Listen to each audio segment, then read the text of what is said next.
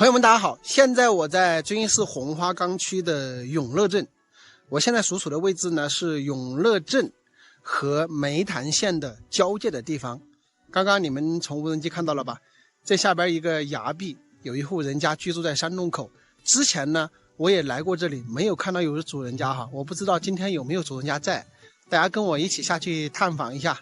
大家看一下这里的地形还是比较奇特的，这个洞穴里边呢是有一条河流流出来，暗河，然后这个下面呢也有一条溪流。那这条溪流从哪里来的呢？就是从这里有一个山洞出来的。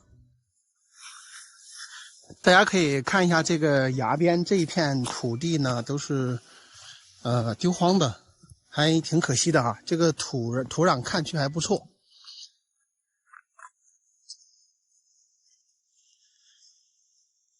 我们可以听到这个水流声了，那这条河流的水还是不小的。大家可以看一下这个荒地里面这么多红红的野果啊，这个野果呢叫做火棘啊，我们这边的地方话呢叫做红子啊，也称为救军粮。什么意思呢？以前2万5千里长征的时候啊，红军有一段时间是吃这个充饥的，因为这个红子呢，它持续几个月的时间都是这样红红的挂在树上，非常漂亮的同时呢，还能够给我们提供充饥的这个营养哈。这个洞穴如果说是开发一下的话，是非常不错的，对吧？夏季避暑的时候特别的爽哈。我们之前来的时候呢，它这个外面的这个圈里面是养的有羊的，不知道现在还有没有啊？看着这个路好像怎么搞的？看这个下洞去的路，感觉好像没怎么走啊，全是这样的树叶。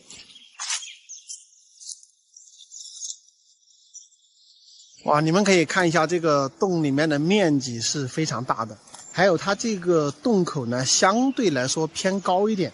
所以说整个视野呢也可以看得出去，看看整个环境这里是非常漂亮的。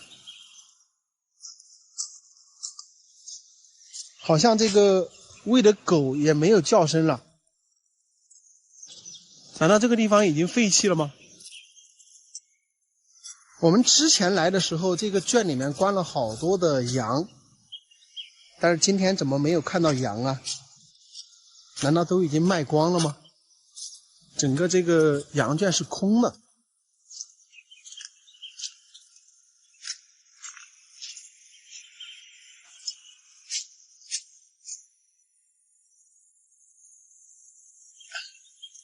哎，有人在的呀，这里还晾有鞋啊，这个地方晾有鞋，应该是有人在的。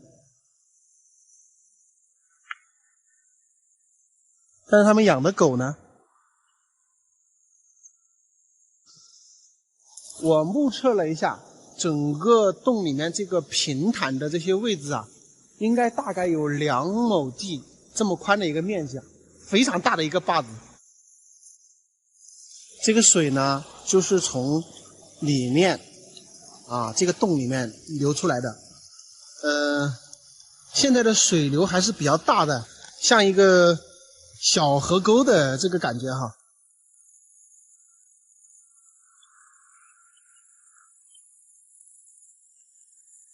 我们过河去看一下吧。我的天哪，有这么一片地方真的是太爽了。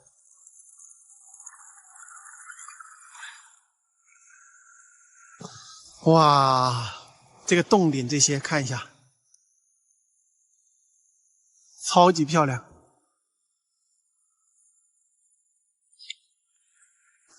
你说夏天的时候在这里面多么的爽。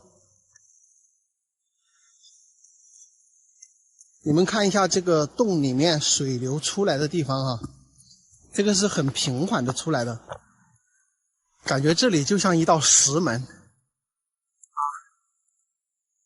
这个坝子的中间这里啊，这一片全部是这个蝙蝠的粪便。那么也就是晚上的时候呢，这个上面这些石笋、这些窝里面、洞里面应该全都是蝙蝠，只是我们现在白天根本看不到啊。这个上面应该到处都是蝙蝠。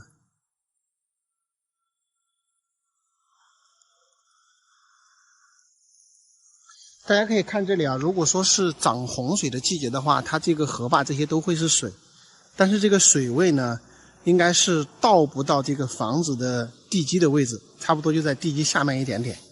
你看那里好像有人来了，是不是主人回来了？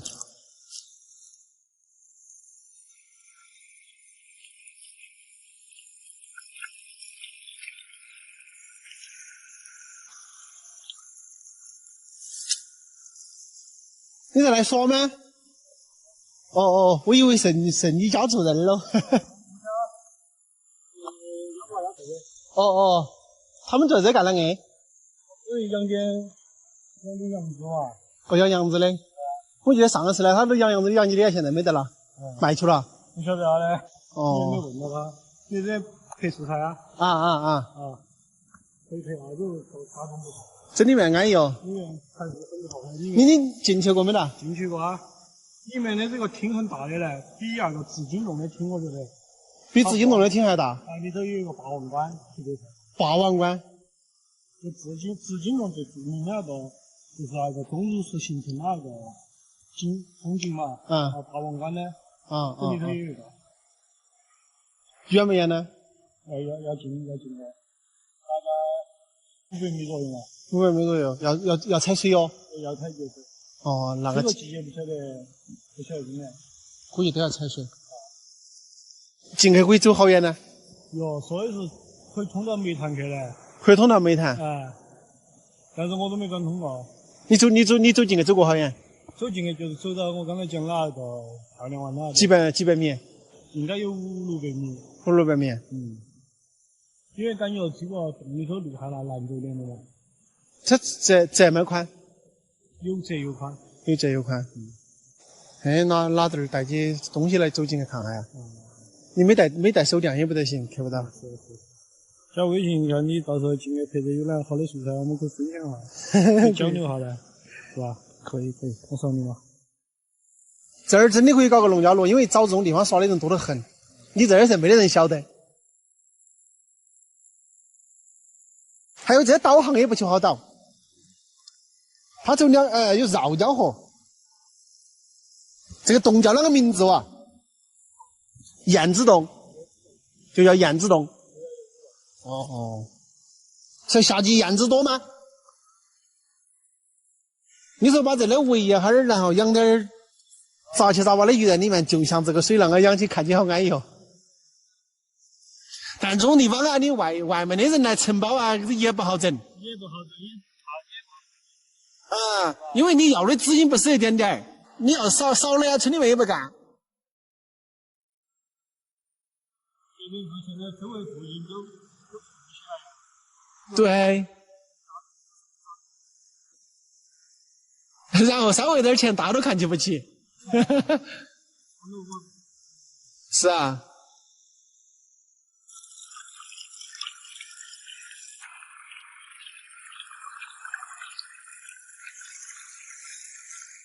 大家看一下这个沙里面有非常多的这种小孔洞啊，这边有一种特别神奇的东西叫地骨牛。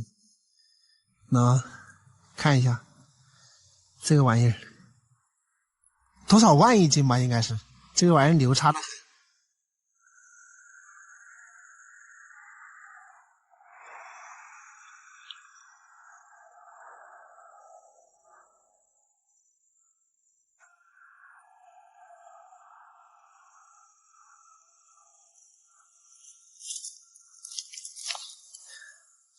我给大家看一下这个河里面这些石头有挺多的化石的。刚刚我们找到这一块，注意看一下啊，这个是一个水昆虫的印记，水昆虫的一个化石吧，就这块石头。然后里面还有挺多的石头，要慢慢找，应该都能找到一些化石。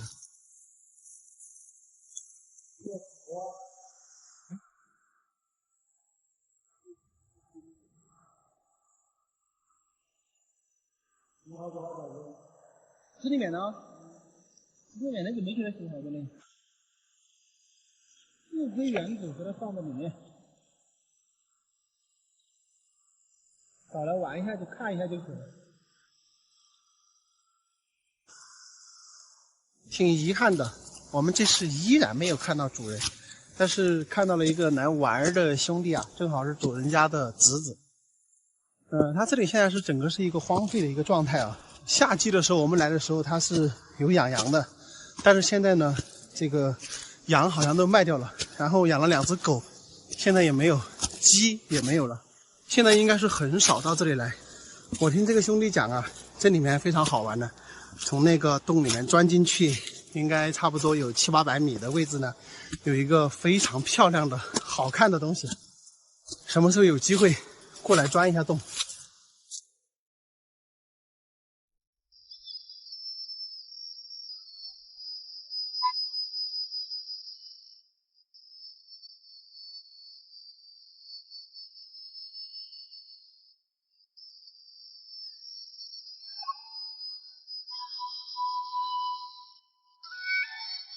朋友们，大家好！今天呢，我们又来到了90后夫妻他们的这个洞这里来了。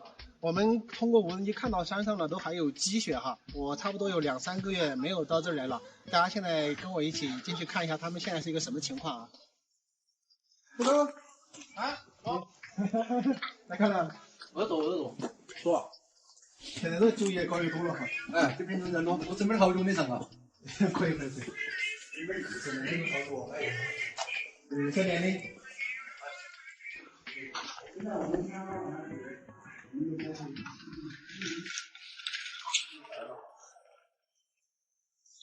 心情好吗？今年差不多搞了好多业绩。毛的这100多万多。毛的搞了100多万。应该赚到50多万的是吧？赚不到，我们人多赚不到那么多钱。这边就在20年了。这个太舒服了，真的是10几年以前的事。大家最感兴趣的还是它洞里面的情况，我带你们上去看一看。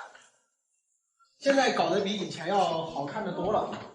以前的话要进到里面去比较麻烦，现在的话它已经把这个路打通到里面去了。它这个地方呢，大家通过无人机看的整个环境是非常不错的。路呢现在也是从这个洞口通过，对面呢又有山，然后呢下边呢又有一条这个溪流。实际上这个溪流的水有一半呢都是它这个洞里边流下去。这个里面就是它长久的地方啊，还搞了一条灯带，看看这个缸子里面装的都是酒。这几个可能时间比较久啊，这几个看起来都是特别老的坦克。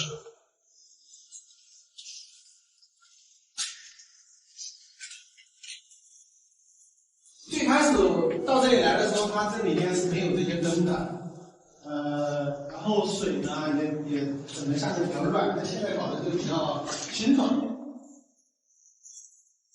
最主要是在里边特别好看啊。你们看一下这个像什么？然后还有那个地方那个。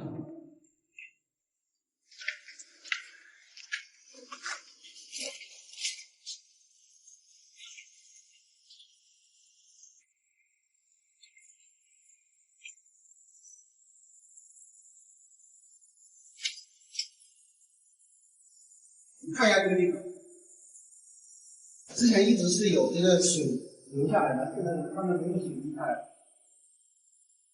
这一块。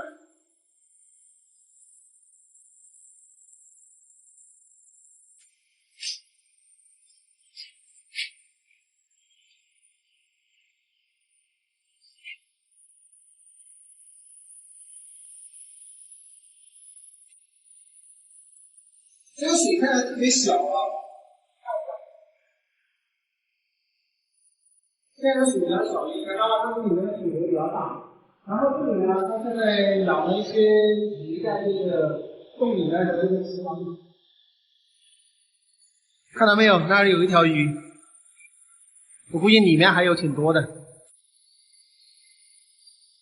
你看，通过我们第一次到这里来，然后到现在为止呢，差不多有2年多的时间，那小猪呢，也从当初简单的跟这样子，到如今呢，能够一年做到100多万的销售的，我觉得是非常值得大家学习的一个榜样。好吧，现在我们出去到他那儿聊一会儿天，然后呢，讨顿饭吃了再走啊。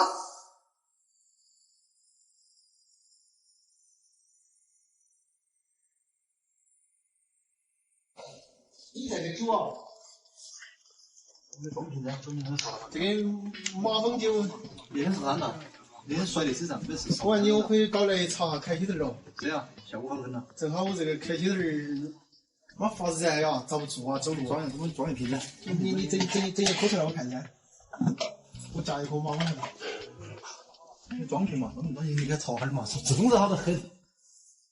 你们看一下，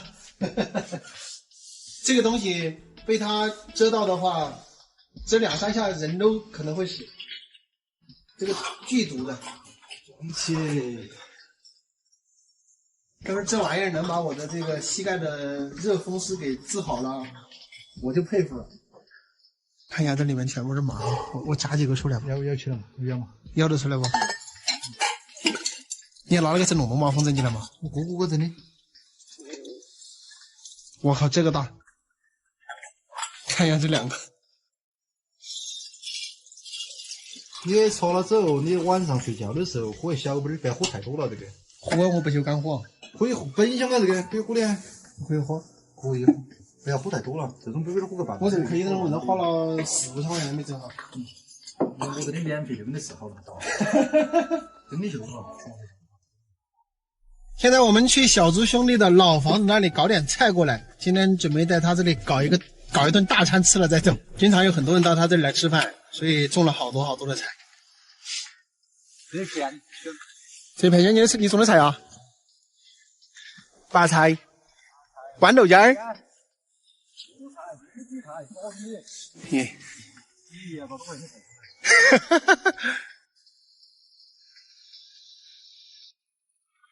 菜也采好了，回去搞饭吃了。这个好吧，这个像我洗的，哎，这个很好搞。可以。我昨天嘛还要的。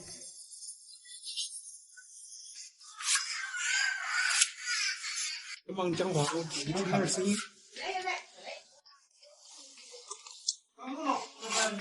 我给你小盘牛小盘它这就行了。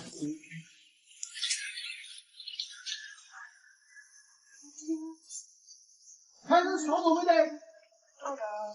那个肚子出来噻。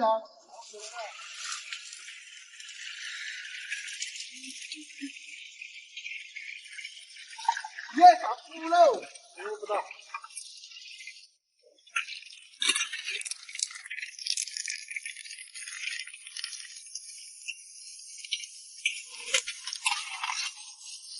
这个我们自己带过来的5香辣椒，今天为什么大土豆片啊？就是用这个5香辣椒来加在里面。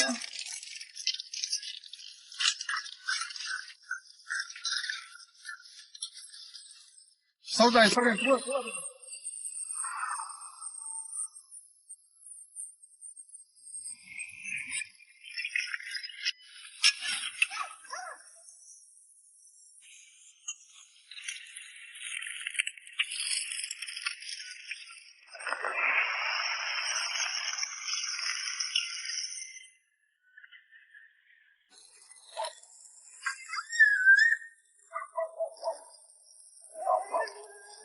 你买了好多排骨了？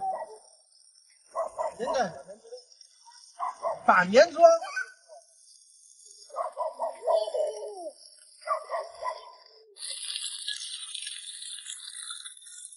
今天我们在小猪兄弟这里吃饭哦，这里插3栋，看到没有？然后今天主要吃的这一桌子菜，全部都离不开辣椒。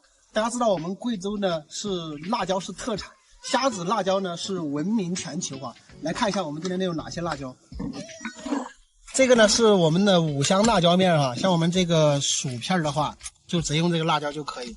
然后这里是我们今天带过来的天麻，这个天麻呢也是这样炸好之后呢，就直接蘸这个辣椒面啊就可以吃了。我先搞一块，非常非常香哈。然后这里还有一些我们这边的包装的辣椒，这个是青辣椒，弄出来给大家看一下。很多人呢，比较懒是吧？煮饭之后呢，懒得搞菜，那么就用这个青辣椒呢，饭蒸好之后，直接用这个青辣椒上去拌的就非常非常好吃。这里面还有肉丁儿，是吧？然后还有一些花生的。这个是蒜香的，也是带肉丁的。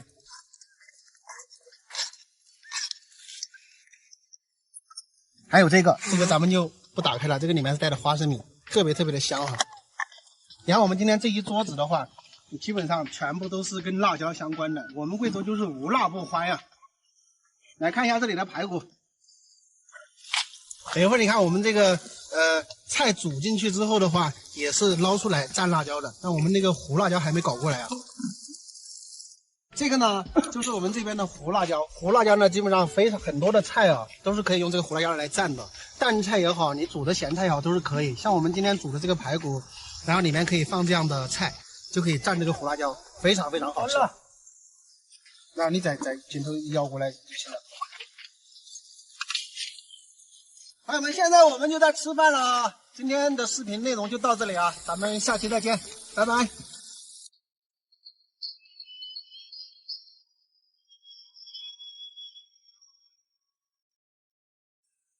朋友们，大家好！我在这个路边这里啊，发现这里有一个洞，这个洞里面好像有房子，而且里面还有瀑布啊，感觉非常奇特啊。我们上去看一下，这里有一条小道啊，应该就是走洞里边去的。上去看看啊！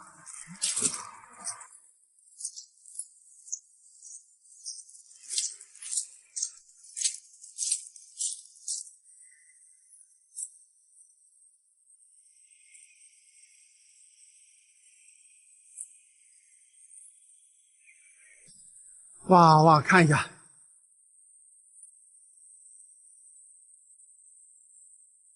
这里就是悬崖壁。那里面有一个房子，这边有水流出来，这个崖壁上很多的水珠滴下来，就感觉是下雨一样的。看看这个地方，这个景观非常的奇特，有没有？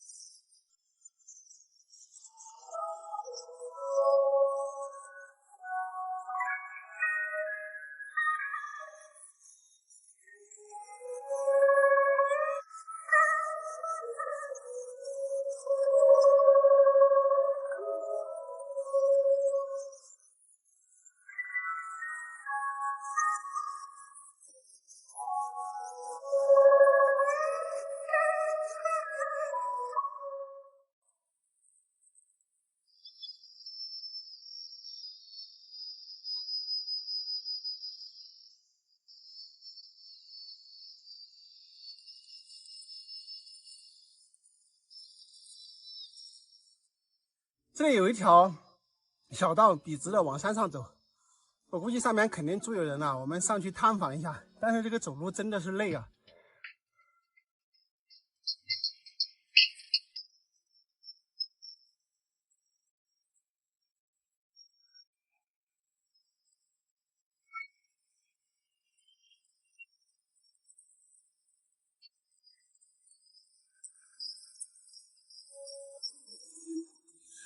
哇，看到土地了！哇，这个土地都是种植起来的，看到没有？房子在那里啊！哇，这里空气好啊！啊，这些土地都有种植起来。这个位置有几栋的这个房子啊！哎，我没有想到，走到这个山腰这里还有一大片的平地啊！非常不错啊！看看，哇，这边这个土里面种了好多的白菜，这个白菜才原生态吧？看，又大，然后还种了好多的这个，应该是柚子啊，这些树应该是柚子树。但是这里就算种柚子树也比较头疼啊，因为那个公路不通嘛。这里看一下，环境优美啊。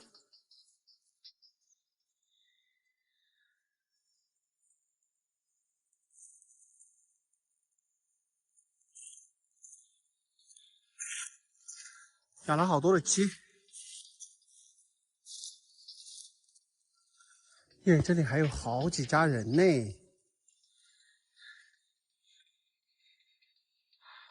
一栋房子，2栋、3栋、4栋。你们看，这种就是典型的搬迁过了。这里也是拆迁掉了，搬迁的啊。这些就是房子拆下来，这个木板全部放在这里盖住的，看一下。哎，我看这个形状，好像这一家有人，其他的房子都没人居住了。这边是一个灶台，你们看啊，这边是正山间的一个房屋啊，木料全部拆下来放在这个位置了。然后这里呢就是厨房、灶台，这边还弄了一个床，呵呵，看一下这里。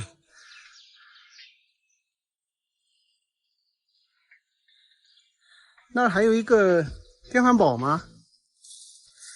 还有一个电饭煲，看到没有？哇，这些东西都还放在这里了。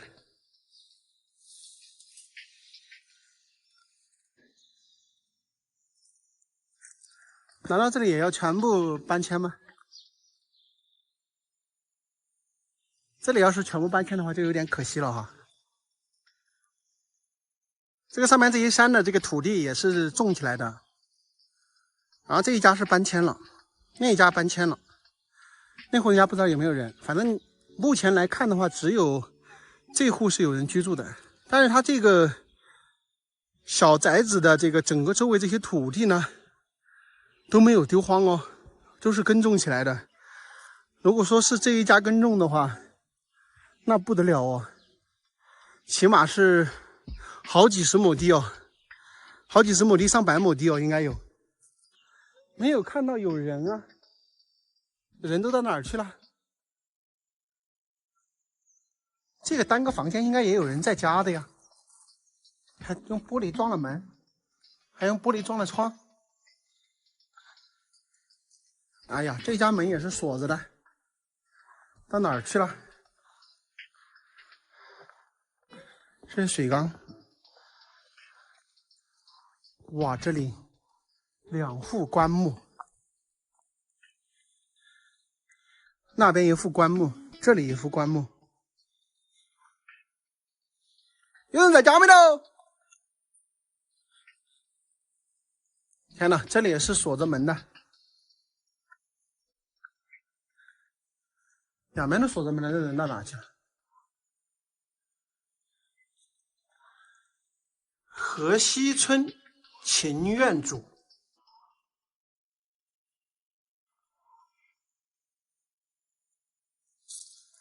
哇，这里还新买的这个旋耕机。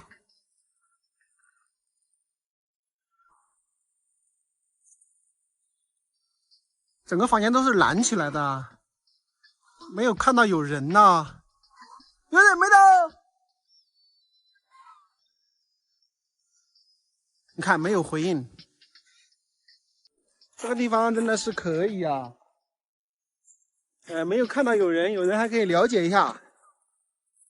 你们整个看一下，后面是几座山，小山把这个小组围在中间，然后只有这里有一个缺口可以看得出去，看到吧？只有这里有个缺口可以看得出去。然后整个这个缺口之外的整个山边全是这样的山，给这个小组围起来的。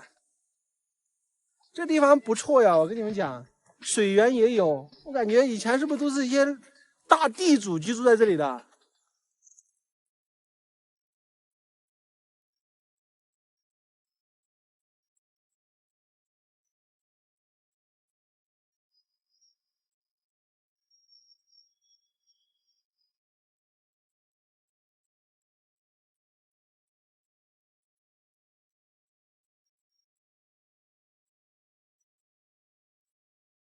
然后主要我要跟大家说的，这个是一个特别隐秘的一个小寨子，整个山全部把这几户人家包裹住，然后门前是10多亩地的一片大田下去，只有这一个出口可以看向下边。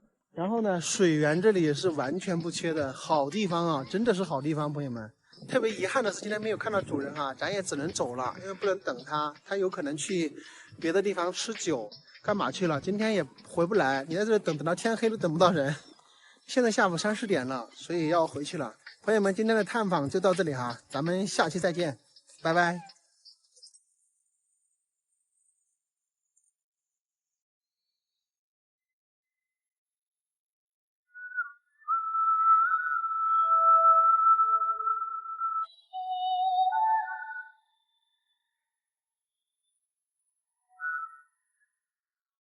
朋友们，大家好！现在我在赤水市丙安古镇的这个赤水河边。之前呢，我来这边就是有几户人家住在水帘洞中。当时呢，他们说是那个已经是要搬迁了，就是这个地方是卖给了一个重庆的开发商。我们再过去看一下。你们在那上班的啊？哦，已经的全部搬走了，这里面的人。搬走啊？哎，房子拆没了？这都拆了，全部都拆了啊？啊，可以进去看好不？我也。他在准备这里开发来搞啷个呀？搞旅游接待的。搞旅游哈？要在里面建房子哦？建房子啊？哦。对。哦，也在开发到那边去嘞。哎呦，原来里面都好多房子，现在没得了。全部拆完了哈。之前要修了嘛。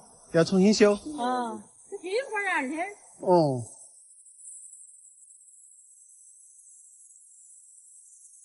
这会儿公路都开得过来了。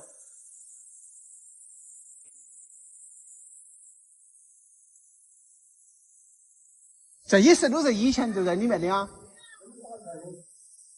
哦，就是在这个里面弄出来的哈。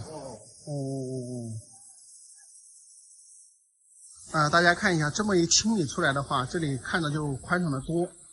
以前这个还是比较窄的，因为整个它的房子是沿着这个边线过来的。现在一下子就宽敞很多了。这个地方呢，建了一个月牙形状的这么一个造型。我估计呢，这里是一个接待大厅哈，乘凉的一个大厅，因为这边就是瀑布嘛。像这些边上这些石头呢，全部是之前这里边的房子里边清理出来的。很多朋友说担心这样的地方会不会安全啊？你们注意看一下安不安全啊？整个它是一整块的这种大石板啊，所以坚固程度非常的强。它是一层一层的上去的，你看下面是一层，然后上面一层，再上面一层，这好多层，而且这整个石头全部是链接起来的，所以说这里面的话随便抗个10级地震都没有任何的问题啊。但是呢，还是感觉以前的那个木质的房子看起来更加的质朴一点，对不对？现在清空了，其实还挺惋惜的，是不是？那前面那么多的工人呢，他们就是在这里施工的啊。大家知道我去年来的时候，这个里面全是还是木房子，但是那个时候呢，我们就知道村民就跟我们讲了，就是这个地方已经被那个老板买了，然后里面的所有人都要搬出来。那么现在这里呢，就全部要改成这个宾馆、酒店的形式。瀑布的下边这些都全部清理干净了。以后的话，这里就会成为一个旅游区。但是总感觉还是以前里面有非常多的这种木房子的那种感觉，看起来更舒服一点哈。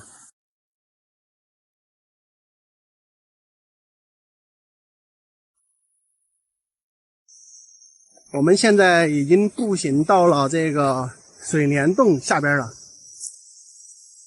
这个地方呢，公路是通不过来的，然后有一段需要步行啊。哇，大家看一下，非常的神奇啊！房子就镶嵌在这个下边的洞口，然后一条瀑布从那儿飞流直下，好多的房子在里边。哇，这个地方太美了，看到没有？瀑布就从这个上边下来。哎，老娘子，煮了没有？还没吃饭呢？没有。这个地方的人难道是要搬迁了吗？这些房子都已经拆了，有一些已经拆了。看一下，这个岩壁都是黑黑的，因为他们长期居住在这里，然后在里边烧火，所以呢岩壁熏的有点黑啊。这个地方真的像世外桃源一样，看瀑布从上边流下来。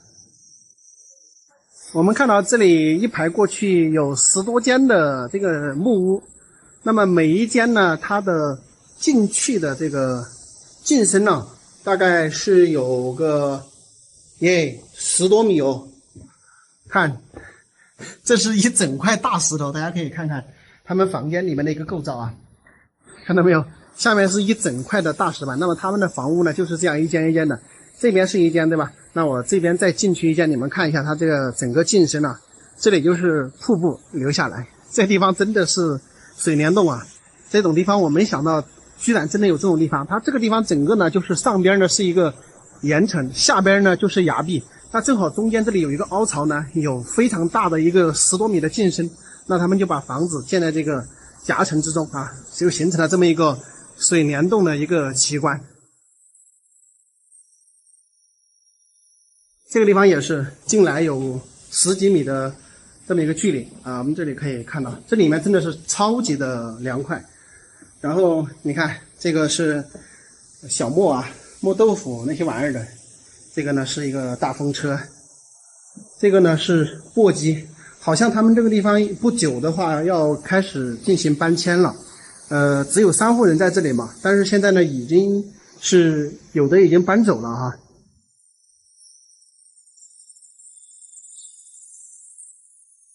我们所说的水帘洞，以为都是电视上看到的，没想到有真的水帘洞啊！这个地方真的是太美了，世外桃源一般。你们喜欢这样的地方吗？是吧，老娘你忙不得忙哦？要得。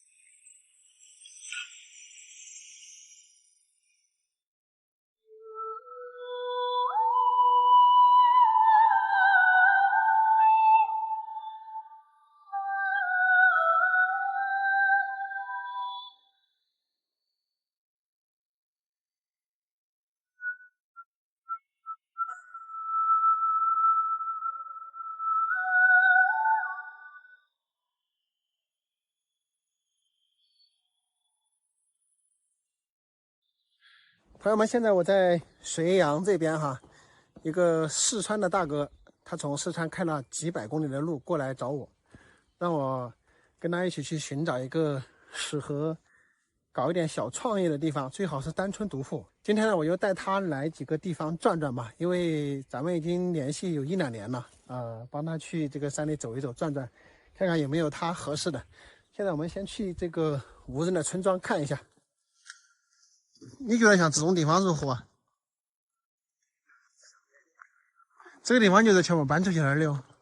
这里就是一个村庄，下边是一个河沟隔断了的，还有包括那边那些都全部搬来的啊。那个国谷那边还有几家房子也都是搬来的，全部都是搬来的。这里没得人来这住的，现在相当于没得人来这住的。但它这个电都是拉过来的，但是摆了通电呗，应该是可以通电的。房子的话，这里就是那个房子。房子不晓得有没有人。没人住的噻。没人住。你找不成就找没人住的嘛。你可以找主人家，如果你看中这个位置，就可以找主人家谈。你看，包括那一条小路，那条小路走到那边去了，你看嘛。你要不要走那边去看下嘛？走。你看这些路哈，以前的大道啊，那边住的人起码是有几十个人呐。就是他往外面走了，他就往走这条小路啊，或者走那边下河。这个小道跟走崖边小道差不多嘞，下面都陡得很嘞。你要外面不陡吗？像那有树树，没树树的话，你走起还养花嘞。有点害怕了。底下这儿那些你看嘛，这些片山哈，如果说你养羊啊鸡的话，追进来就不管的，他房子就在那点儿。放下就不管了。它下边有条河沟隔断，所以这种环境其实是安逸得很的。这边还有几家人，你看这个路，全部都是小路，是不是？所以这种地方那叫你搞规模大点哈，投资大点搞的话，就可能合适。你一个人的话还是挺难搞的，是吧？你以为这个路那么容易啊？这个路是以前你看这些不是挨个打出来的路啊？以前的老百姓他要出山要进山没得办法，所以这些都是一锤锤打的嘞。你看这个矮，他都是拿站子钢钳一锤锤打的嘞。好艰苦。把这个路凿通了，他出到了山了嘛。这个路感觉好像走的人有点多了耶。是哪家在下面来养羊子了吗？有羊分。有，他们肯定有人就从外面垒羊子过来这边来养。但是这个山你放心，可以养太多了。这边就是这个样子，这边是大平地的。他二的也都是老房子呀，那些都是烂了的。你看，都是那边几多元的人，村里面的人垒进丢来这边来放。你看这边嘛。这边你要放好多羊子嘛，是不是？没得泉水啊，那几个只有河沟下面。有水的话是那个的，像水这个东西的话，你不用哈，它就慢慢的会消失。这一山上很怪的这个水哈，你要长期去喝它，长期去用它，你不用它，这一山明明以前是有水的，你不用的话，后来就没水的了。朋友们觉得这个地方怎么样？牛啊羊啊追到这儿来不用管，前面全部是这个崖壁大山挡住，中间一条河流隔开，这一大片山完全不用管，牛羊追在这里就可以了。当然可能就觉得这里不通公路比较麻烦，再换地方看吧。归山归水流天下归高。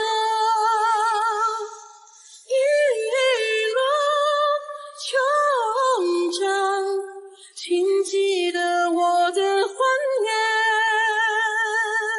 想起来我忘不去你，好年华当有知己。这个地方就确定不行哈，交通不方便。交通不方便，然后你住的地方你必须要重新整。所以要大投资才适合这个地方。大家看一下这个路边2对这个实木，太重了，不然我把它拉走了都没人要的。这个对面也有3户房子，有1家人在，同样是中间一条河隔断，那对面那几户人家呢就住在那边一片山。要是没有人的话，这里就合适了。要是一家都没有，只有一户人的话，就比较合适你了。对，它这个地方如果说只有1户的话，那就住那里就特别好，养殖这个山全部圈起来了，然后下边有一条河就隔断，这个位置不错。朋友们，现在我已经带着这个高大哥到这个四河边这里来了，我们看了2、3个地方，他都不是很满意啊。现在呢是在这个建设村的四河边这边，这些房子都是没有人居住的。那么四合院呢就在这个峡谷里边，这里呢是一个废弃的一个学校，这边他是比较满意的。那么大家知道就是前一段时间呢这个四合院是要卖的，就是去年的时候，但是呢来了好几波人呢都没有谈成哈。那个他说有些人呢就是乱在讲，然后呢看一下呢谈也不谈什么什么的，就是这样。高大哥呢他是想找一个地方呢，然后自己先做一点小型的养殖啊、种植啊，就是类似于玩玩耍耍的这种心态来做。那么我的意思呢，可能他去看一下四合院合适的话，他可以这个先和蒋兄谈一下，先租个10年8年的，然后再住个1年2年之后呢，再谈买的问题。因为这个高大哥呢，他也是可以买也可以租的2种形式哈。这里就是四合院哈，如果搞一些小型的养殖的话，比如说养羊的话，就可以将这个羊追到这个后山去啊。后山这些几百亩呢，都是他家的，所以不存在问题哈。直接把那个羊啊、牛啊赶到后山就可以了。非常大的一个大峡谷，几百亩的面积啊。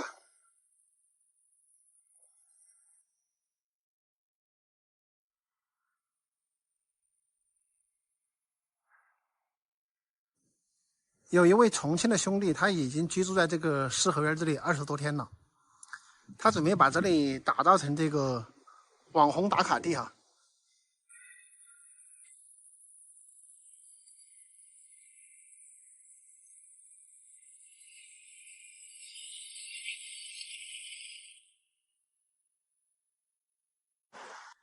朋友们，我们刚从四合院那里出来，现在依然在建设村。然后高哥呢，在这个路边又看到这里有一个独栋的房子，是没有人居住的。看一下后面，高山。然后这边呢都是通路的，我们从这个峡谷进来的，这里美景非常漂亮。这个房子也是没人居住，他在里面那里看。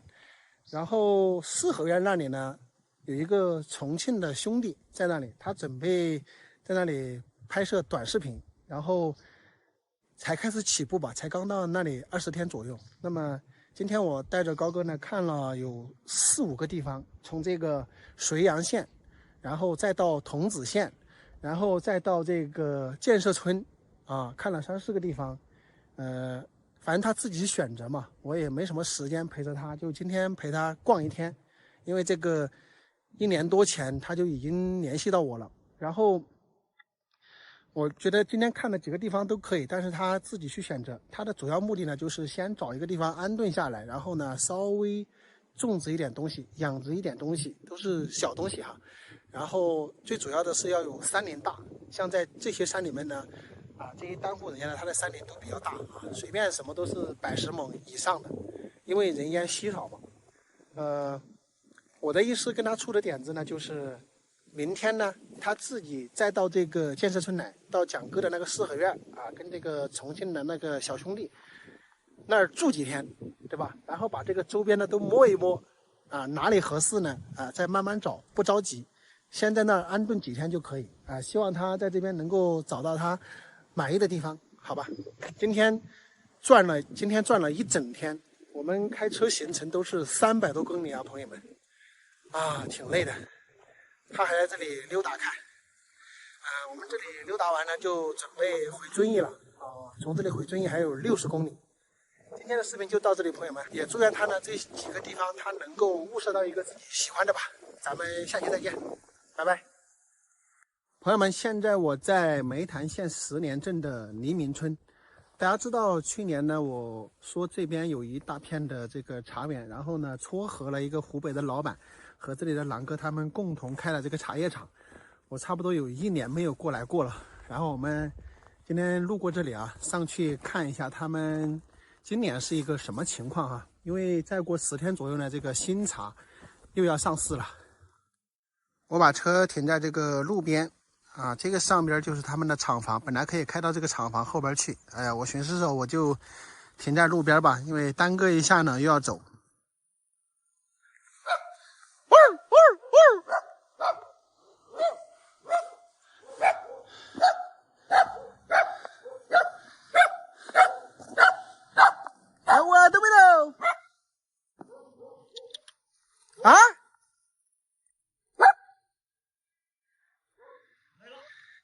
你要干什么？你要干楼了？哦，那就不录像了。这是我们狼哥啊，茶也喝了，他带我到厂里面看看他们新增加的什么设备啊。也我多少吧，差不多年包没来了。啊，还是去年的时候。咦，之前来的时候空旷旷的，现在整满球了。这都整好了。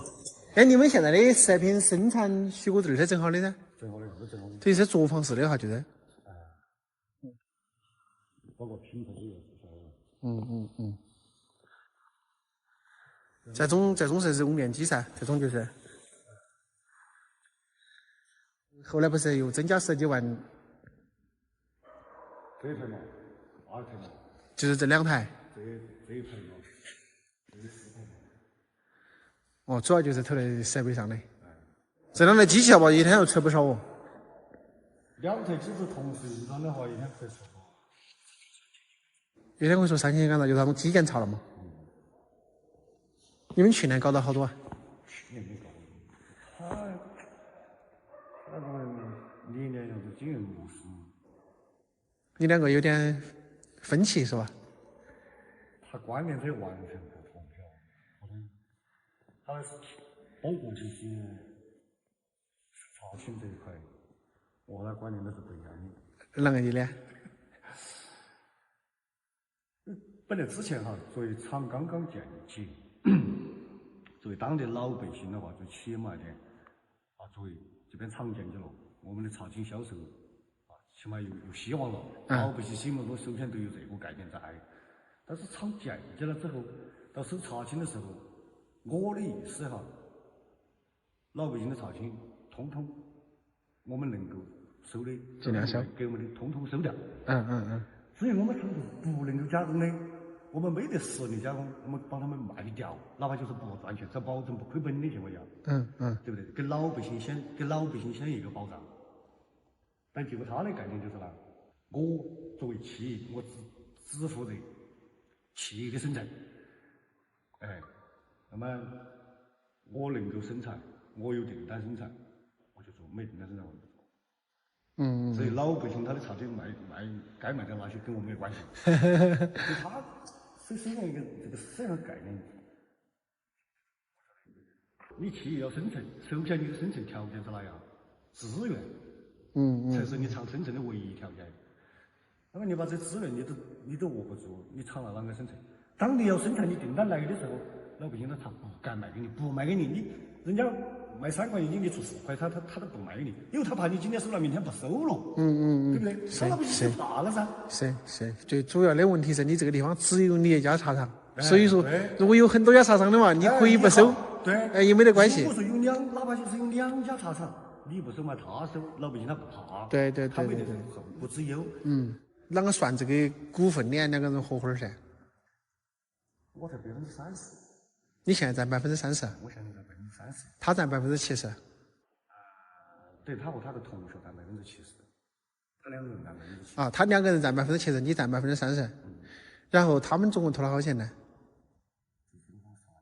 接近50万。你就大概是投了，可能加上你的地皮，加上你自己投点钱哈，你可能也投的有10多万，有没有？就折算下来了也有10多万。那么那比如说你们赚钱了去分地是啷个分的啊？就是你占30%，他占70%。那你比如说有工资没得？工资有了。他也有你也有是吧？他也有我也有。哦，你们2个人都有工资？2个都有了嘛。本来去年明前茶，我说明前茶嘛，因为明前茶品质呢好点，那个你茶厂太新建嘛，明前茶本身它品质、口感、香味各方面都好多，做个几百斤还不多，做个几百斤明前茶迫切。那么在闲下来的时候，那么就把这个茶拿出去跑下市场。但是他的观念就是这个成本太高，压货压起受不了。后面剩得有好像是10几斤嘛，10几斤明前茶。我这样甚至连买，因为之前的都卖的便宜的，都很便宜的。我甚至10几年就都把它放到时候闲空的时候出去，那么就拿去做一个样品，跑市场。拿回去这10几斤就是不要钱不送，对不对哈？要给人家商家送去，让他们晓得你这个东西。结果后面他把10几斤大本都卖掉，我真的是我一夜他怕卖不掉是吧？他是我本钱高了嘛。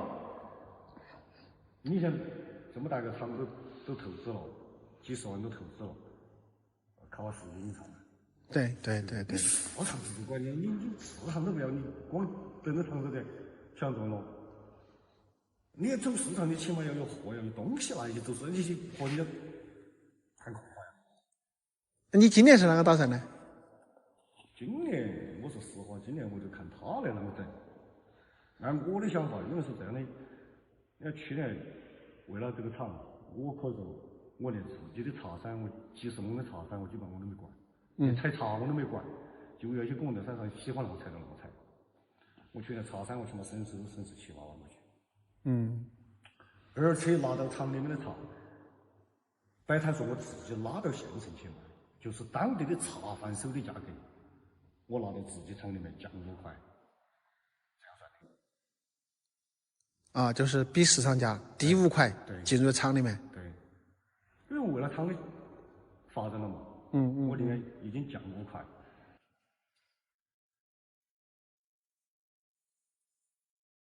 大家好，现在呢，我是已经从南哥那里出来了，然后呢，准备回遵义了。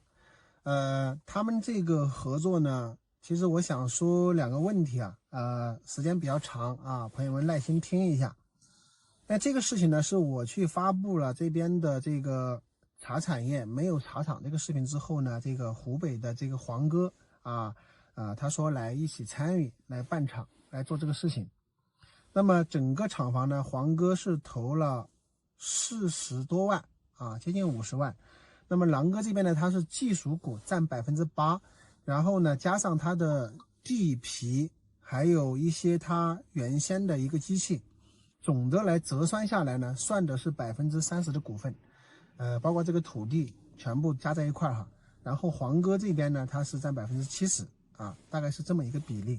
当时他们签这个合作协议的时候呢，这个黄哥他非要给我算了5%的股份，那么这个是他们自己写到这个纸上去的，好像我不知道有没有发视频，我忘记了。那么再后来就因为扩充这个机器，那么黄哥的同学，就是湖北黄哥的同学呢，他也投了10几万。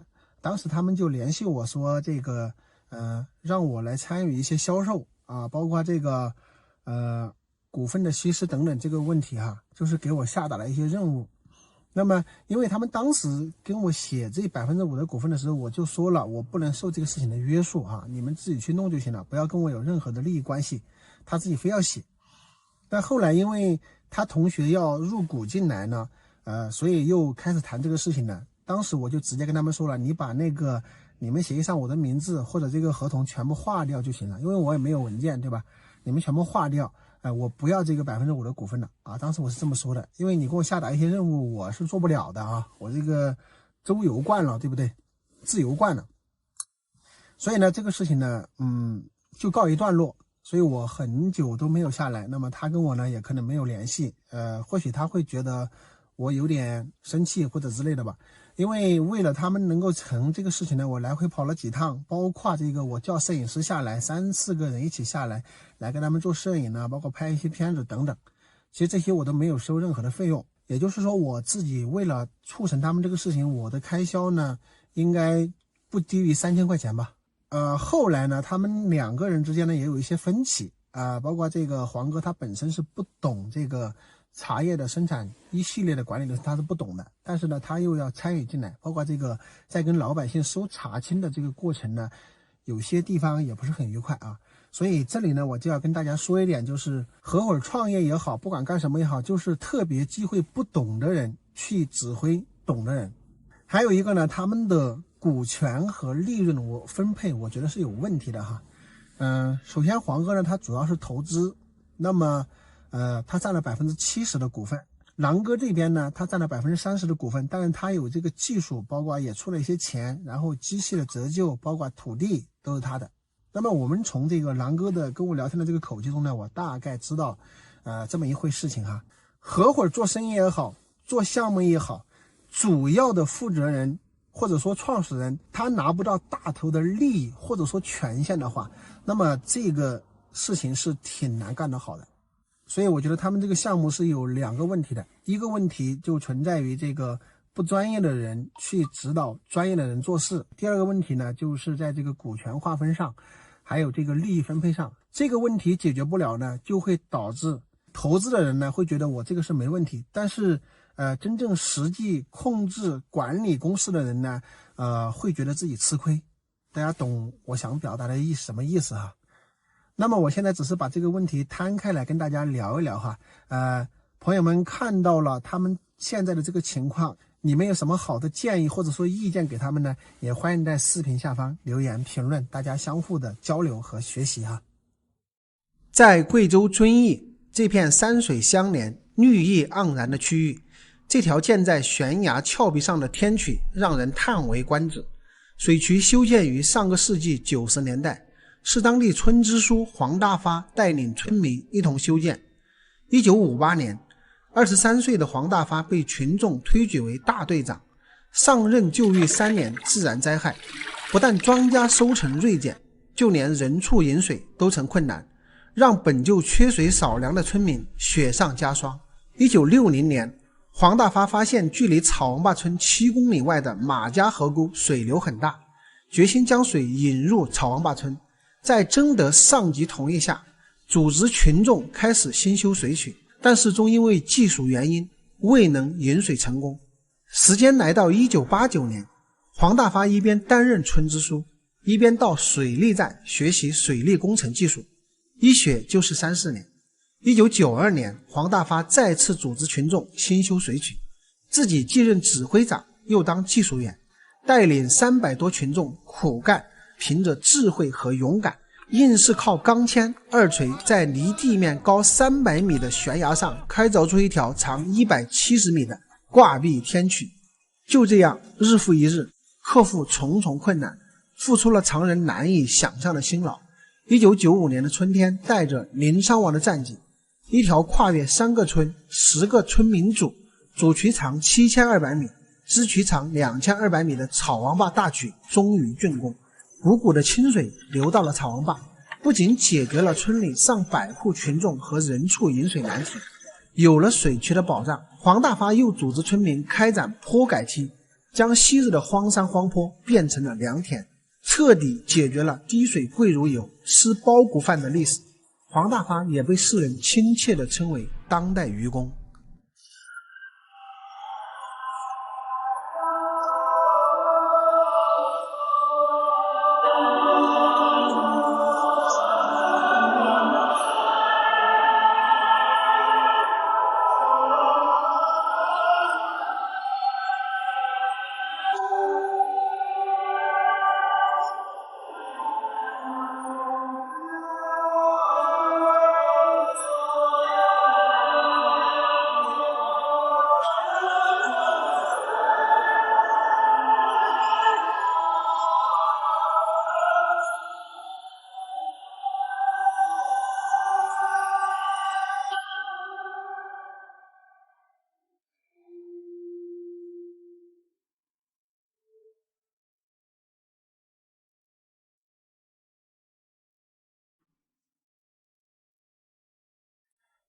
朋友们大家好，现在我在凤冈县龙泉镇的6里村，在这里来干什么呢？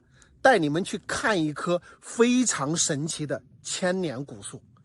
然后这个地方呢其实是不好找的啊，你只能导航到这个6里村之后，然后问路才能到达这个山上。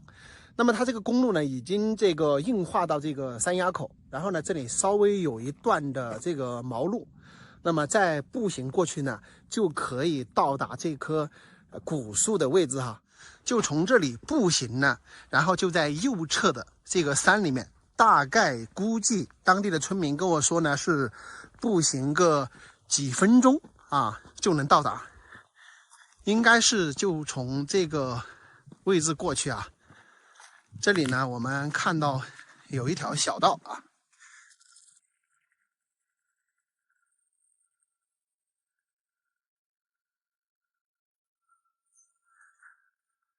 这个位置已经看到了这种比较奇形怪状的石头了，是不是快到了呢？看看这一片的这些石头啊，哇，朋友们，太神奇了，看到了没有？这就是古树，我的天哪！然后它的这个根都已经串到这个位置来了，看到吗？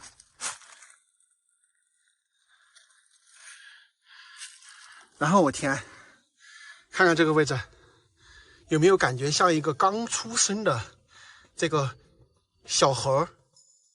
这棵神树呢，盘踞在这个地势险要的岩石之上啊，这个造型真的是非常的奇特。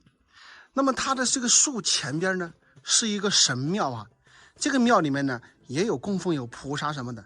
那么特别奇特的是，这一棵树的这个整个周围啊，它都是这样的这种灌木啊，只有这一棵树是马铃光，所以这一点就非常的奇特啊。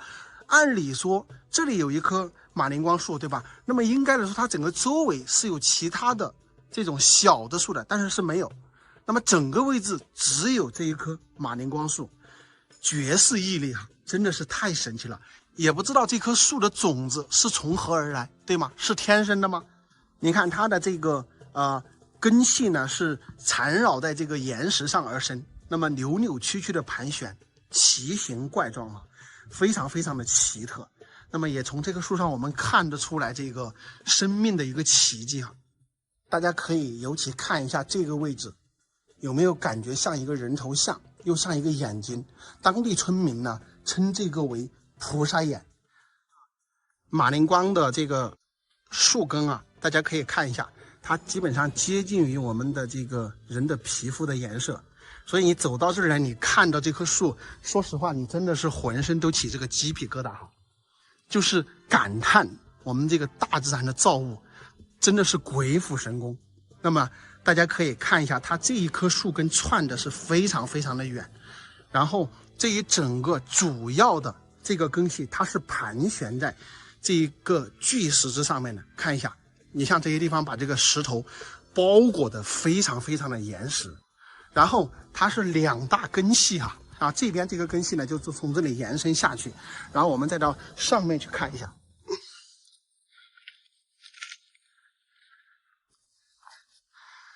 看一下这个上方的一个视角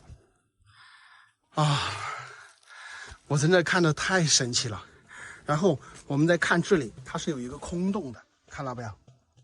这是一个空洞，然后在这个树的这个正中间这里也是有一个空洞，更是增添了一些神秘的色彩啊。或许这个我们这个树的这个中间空的地方有没有什么奇特的东西，咱们也这个说不准啊。这一个树根蜿蜒曲折的，然后一直延伸过去，也不知道它去了多远。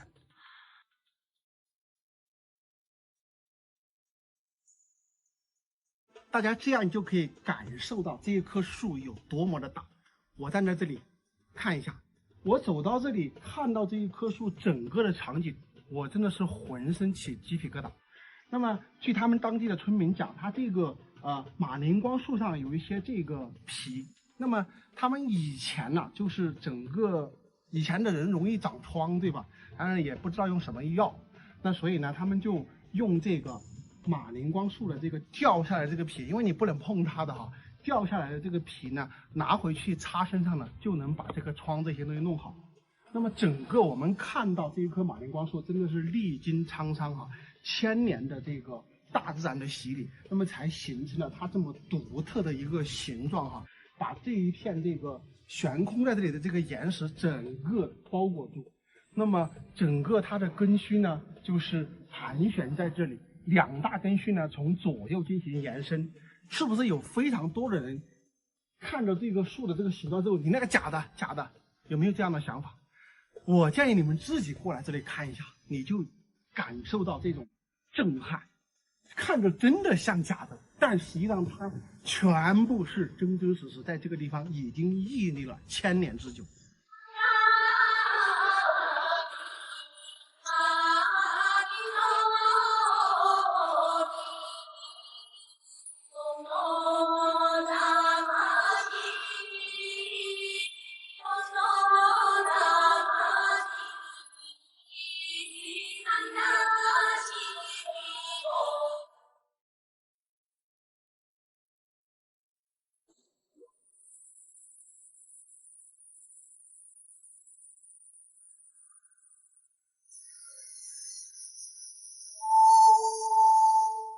朋友们，现在我在赤水的深山里边，在这里呢发现一个水帘洞，曾经有人在里面搞养殖啊，搞得还非常的大。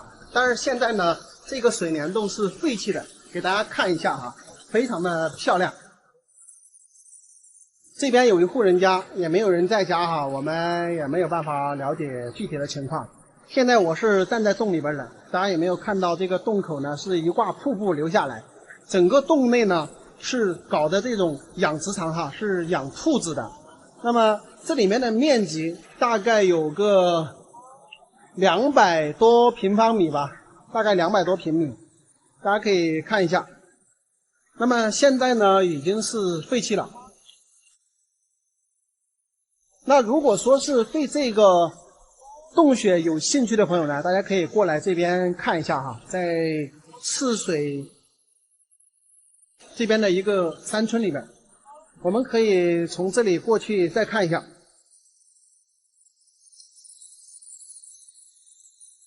这个地方就是瀑布，从这个上沿这儿流下来的一挂瀑布，特别的漂亮啊！住在这里边就感觉住在水帘洞的感觉。那么那个竹林后面呢，还有非常大的一个房子，也是建来这个养兔子的。那个地方大概也是200多平米。那么整个养殖场现在是一个废弃的状态。大家看这个水帘洞真的是超级漂亮，一挂瀑布从上边流下来。那它这个养殖场呢，就正好建在这个水帘洞的里边，特别爽的一个地方。我感觉这个地方呢更加适合居住人啊。看看，应该把这些东西呢搬走，是吧？然后在这个地方居住的人，我觉得非常爽。如果朋友们有兴趣的，你们可以过来看一下。这个地方呢，在赤水市的复兴镇很近的一个深山里边，就在赤水河的边上。这个整个地方的风景非常的好。这个洞里面呢，大概有200多的平米的这么一个面积啊。上边呢是一块巨大的一块大石板。啊，所以这里非常安全，也非常舒服。那么洞口呢是有瀑布啊，就像这个水帘洞的这种感觉。这个地方环境非常好。如果把它这个洞口打理一下，把洞口的这些竹子砍掉呢，这是一个非常好的居住环境。包括它这个是一个养兔子的养殖场。大家对这种特别奇特的这种景观，包括这种环境很喜欢的朋友们，你们可以自己过来这边参观考察一下。非常不错的一个地方啊！如果大家对这个地方有兴趣呢，大家可以在视频下方留言交流，我告诉你们地址啊。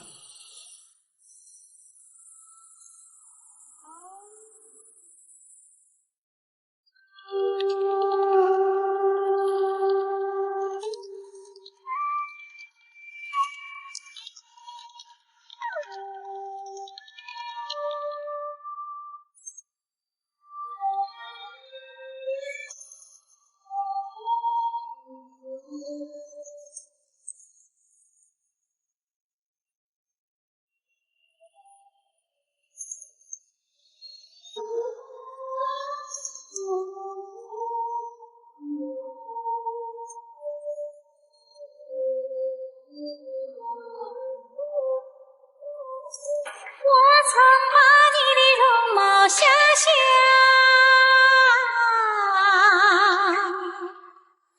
还是惊叹你这般漂亮，撩开你的声音。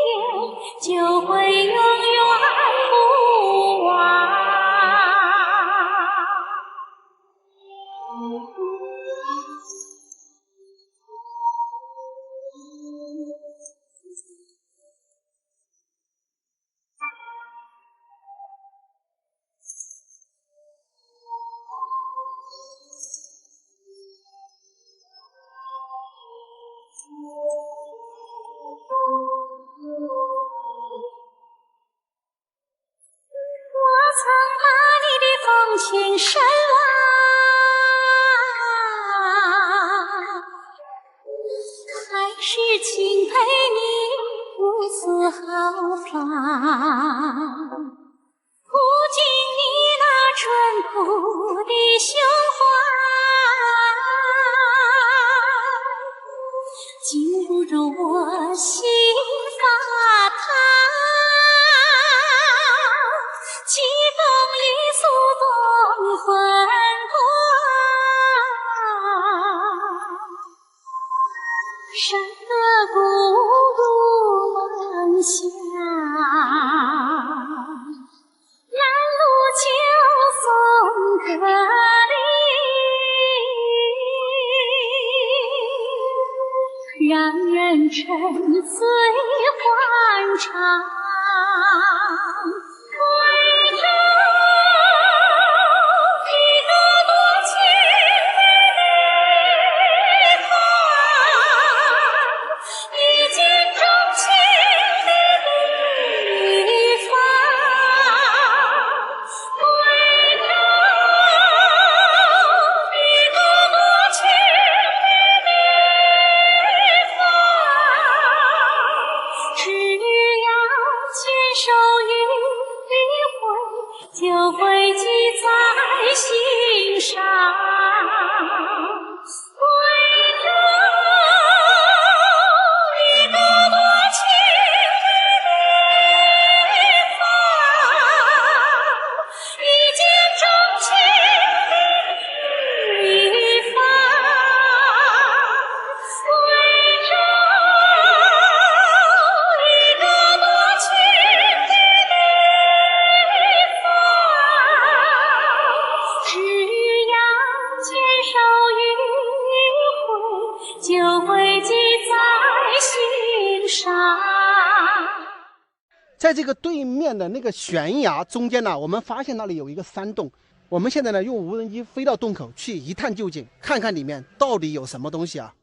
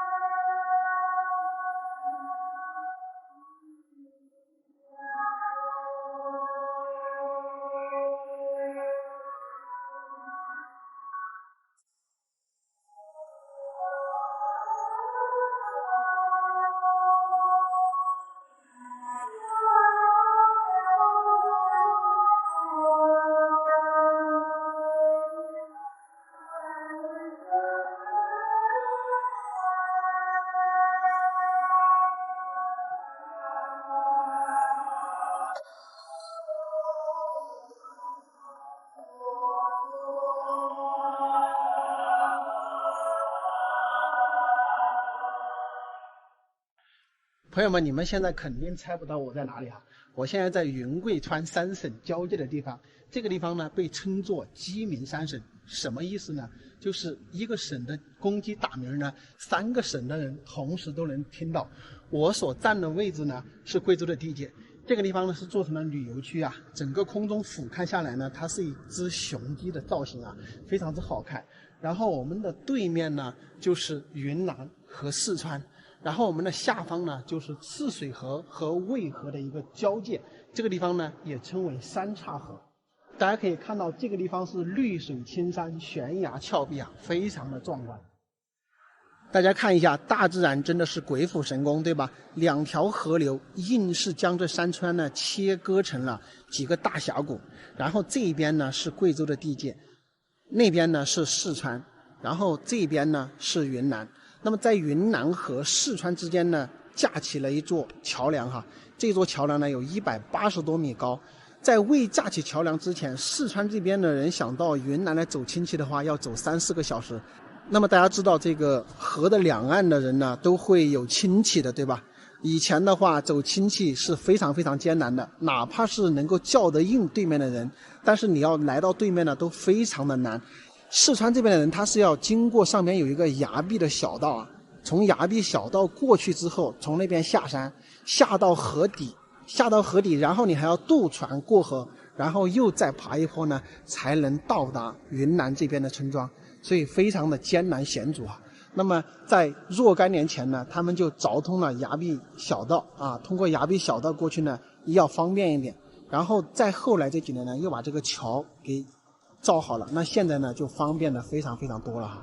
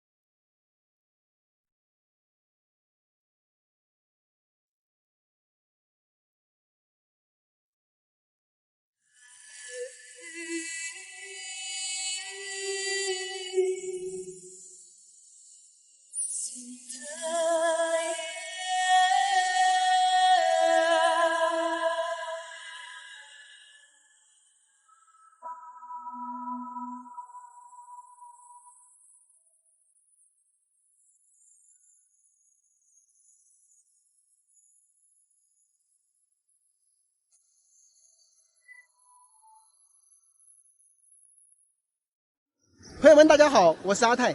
在这个大山深处峡谷的底部啊，竟然发现有一栋5层的废弃楼房建在了山洞洞口。是什么样的人会把楼房建在这样的山洞口呢？我们上去探秘一下。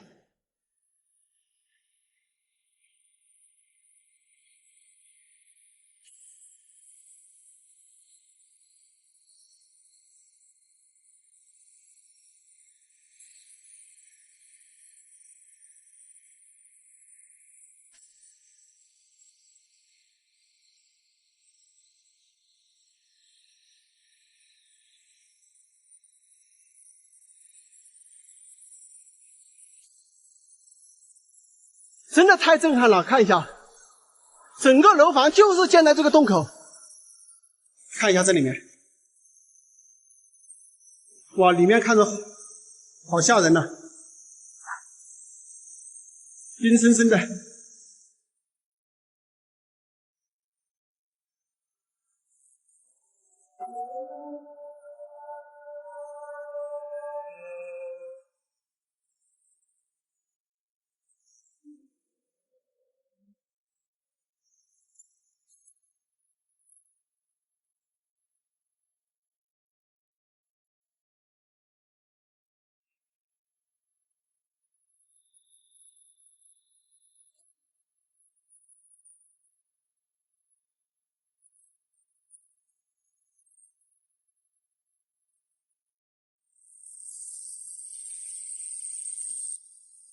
朋友们，现在我在深山，这后边呢有一独户人家，有人居住的啊。然后这个房子呢已经有几百年了，而且大多数呢都是非常珍贵的那种古楠木。我带你们去看一下。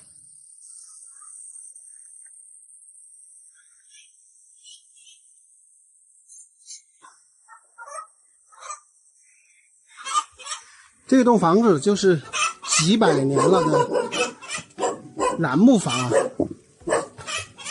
我带大家看一下。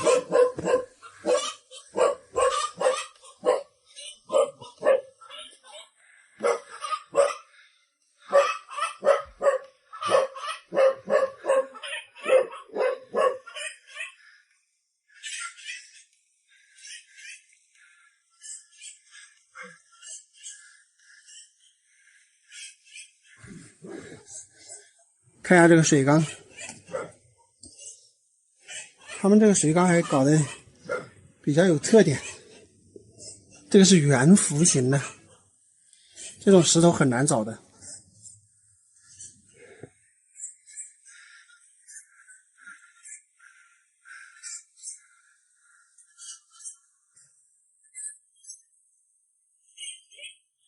大家看一下，它这个柱头都是楠木的，就是这一栋房子啊，很多的这个柱头都是楠木的。这一颗，看一看，懂的可能就知道啊。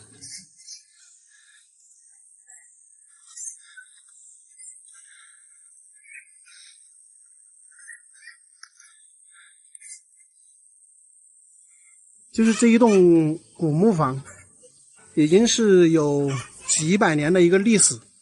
那么这些柱头和它装这个房子的这个门板，大多数都是楠木的。那么大家可以看到这边这些柱头也是啊。然后他们这里不是搬迁吗？中间这里有一家搬迁了，就是一间了，就是一间一个进深，有一家搬迁了。那么就是中间这一间锯下来，上面的木料都卖了几千块钱。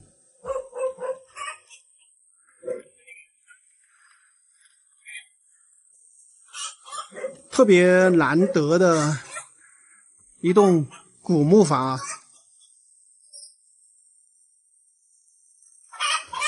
主人家呢现在去山上找羊了。我们看一下，他这里还挂了好多的老腊肉。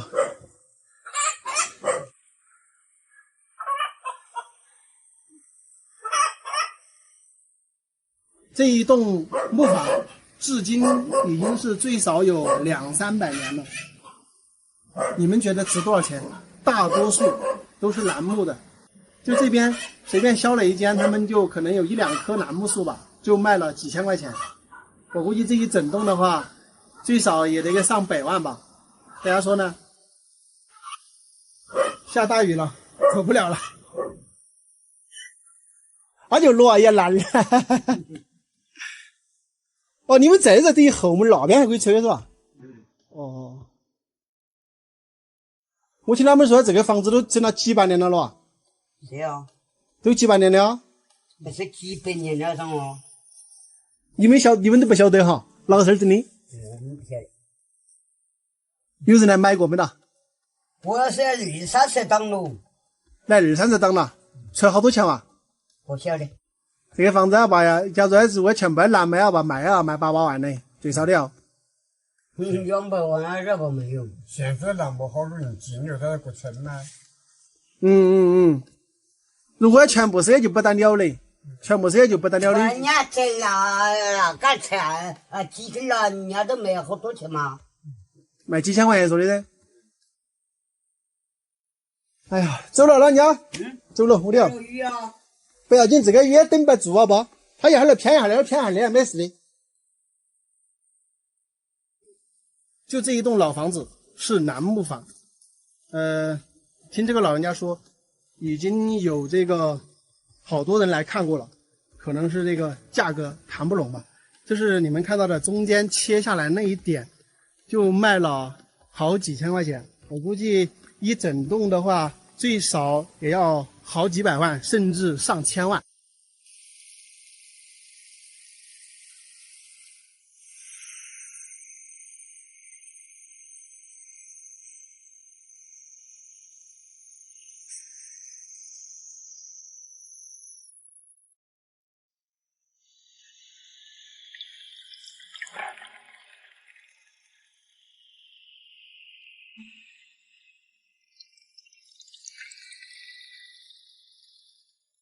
朋友们，大家好，我是阿泰。现在呢，我在贵州毕节市的大方县，现在身处于一片森林之中哈。